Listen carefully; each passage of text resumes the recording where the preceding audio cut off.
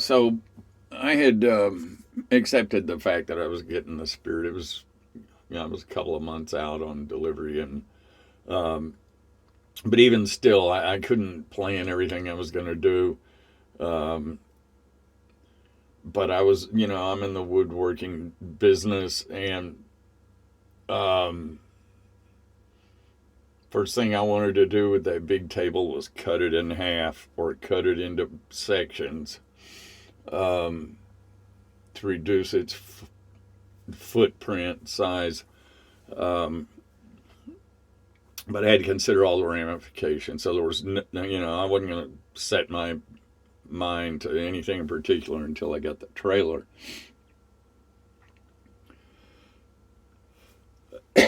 Finally got it, and all. Um, and that day was uneventful. Everything went well,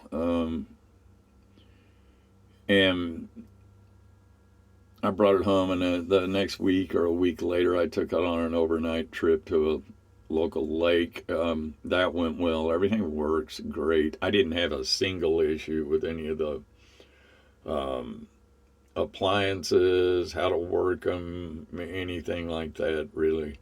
Nothing came up. So I didn't have to call them about anything. And got it home. Still, I found myself at a loss as to what I could do to make this better. Plus, there's always that feeling when you've paid for something new and you get it, the last thing you want to do, or at least me, is start modifying it. Everything in here is here for a reason. It's designed that way. It's designed to be used that way. And it wasn't until I got past that way of thinking, which took 3 months or so for me to accept. Hey, and one day I started thinking, I can totally change this thing up, the layout, without impacting any of the original components. So that's what I decided to do. It became known to me through trial and error one day when I came out here that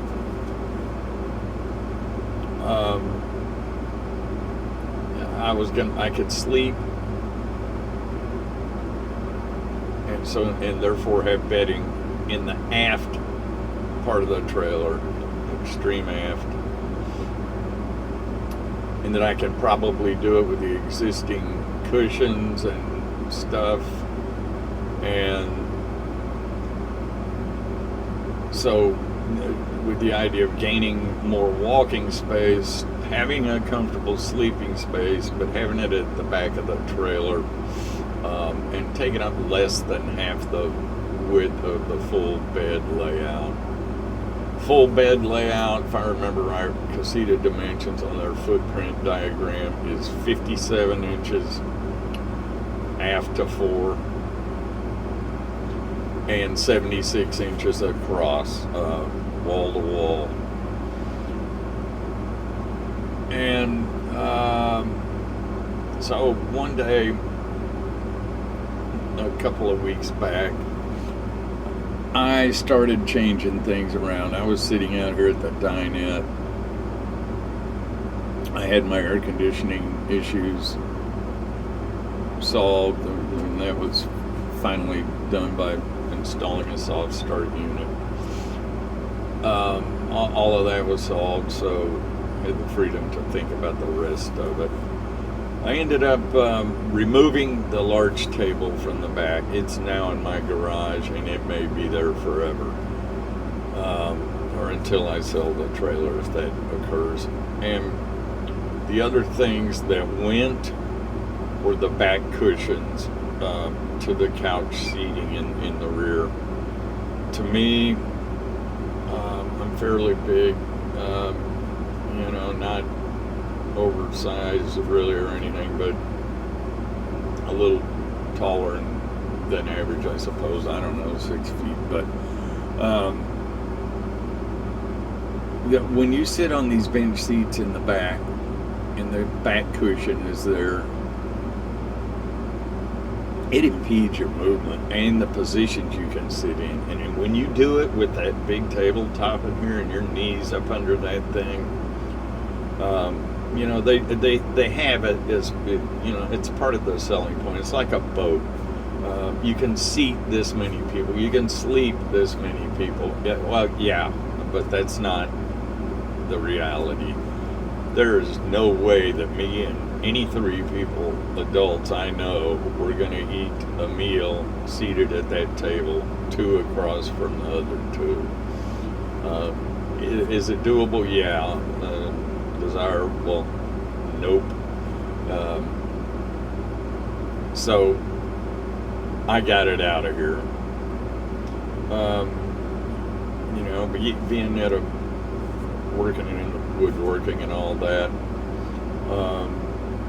having access to CNC machinery, router, saw, all that.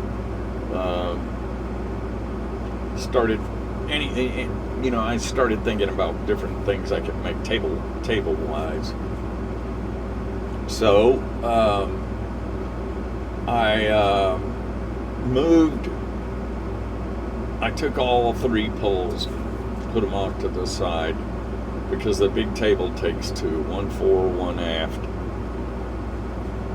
and then the other pole is at the dinette location, and it supports the dinette table along with the wall, and it works very well. And it's 24 by 24 and a half tabletop. And just for the heck of it, I moved it back here where I am now to the couch area, seating area in the back, and stuck the pole in the forward hole that the dinette forward pole was occupying, and moved that little tabletop onto that. Well, and I knew this, the hole underneath, the mounting hardware that accepts the pole on the table, is not centered in the table. It's about 6 or 7 inches from one end to it. It's centered in the other direction, but so if it's set up in its natural place, the pole is out closer to the aisle than it is to the window. And I was sitting there, nothing in the way, and I stuck that tabletop on the pole, and found, to my delight, that I could swivel it around just on that fitting. I have access to it, and I'm capable of installing it, support arms, articulating arms, any of that stuff. But I don't think I'm going to need it, because I was sitting where I am now with that little table mounted to the forward hole in the dining area, the big dining area, and I could swivel the top around to where most of it was away from me, or swivel it, at an angle, so that I could access part of the table to put a drink or whatever, even from seated up front in rearmost of the 2 seating spots up there, and reach the table, but not have it right in front of me and not right over my knees. That gave me the idea, hey, the problem with moving that little top back here is that I can never set the bed up in the dinette position. And I've had it that I've slept on it in the dinette position, and it's not as wide an area as the beds are in Independence, but it's fine for me. I bought a sleeping pad, roll-up sleeping pad, a Wellax. I love the thing, self-inflating, and it's close to 30 inches wide by 76 long, I think. I put that on the dinette when I had the bed set up, using that little tabletop as the base between the benches, and I had enough width there to rest my arm off to the open side because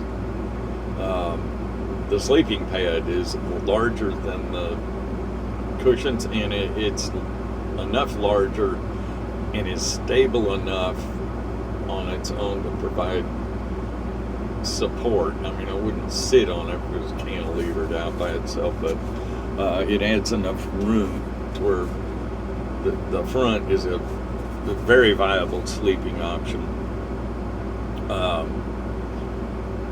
But I would have had to been moving the little tabletop back and forth, move it towards the back on the pole that it's on right now, and dismount it and put it up there and use it for the bed at night. So now I didn't do that. I made another top, just like the little one up front. This one's 3/4 thick, so this will not double as well as a base foundation for the bed layout, but I only need one of them to do that. The way I have it now, I have a 3/4 inch thick gray melamine with edge banding around it. Looks nice. It's right in the color scheme. Mounted in the back. And the front one's in the front dinette position up as a table. But this way now, I've got options. My wife and I could both sleep in here. One of us in the back, one of us on the dinette, and still have, there's a good 30 inches depth, fore to aft, of extra space in the seating area in the back now that's not occupied by anything. Because I took to set up my back single bed assembly, I took the 2 back cushions from the front dinette, the little ones. They're like 16 by 24, I think.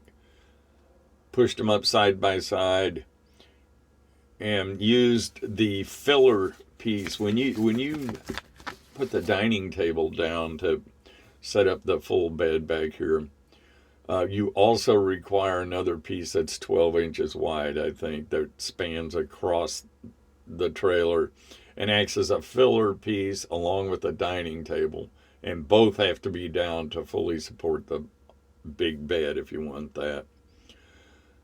So I took that little one and put it in the far aft position, running bench to bench across the trailer the way it would go if it was set up with the big top. And then at the shop, I had them cut a piece of 1/2 inch MDF, 16 inches wide, by I think the other dimension, I think it's 28.5. I don't remember right now, it doesn't matter. And I use it in conjunction with the 12 inch wide filler piece that came with the trailer. So it gives me, let's say it's 16 and 12, it gives me 28. And I put the back cushions on those 2 from the forward part, and then both couch bench seats are still in here. I need them, and they're a lot more comfortable to sit in without the back behind them shoving you forward and cramping you. You just have more positional choices with the backs gone. And you're leaning up against a carpeted wall. I mean, it's not luxury, but neither was the back cushion. It just impeded movement. So, I'm really going on here, but I've got to stop this one and pick it back up.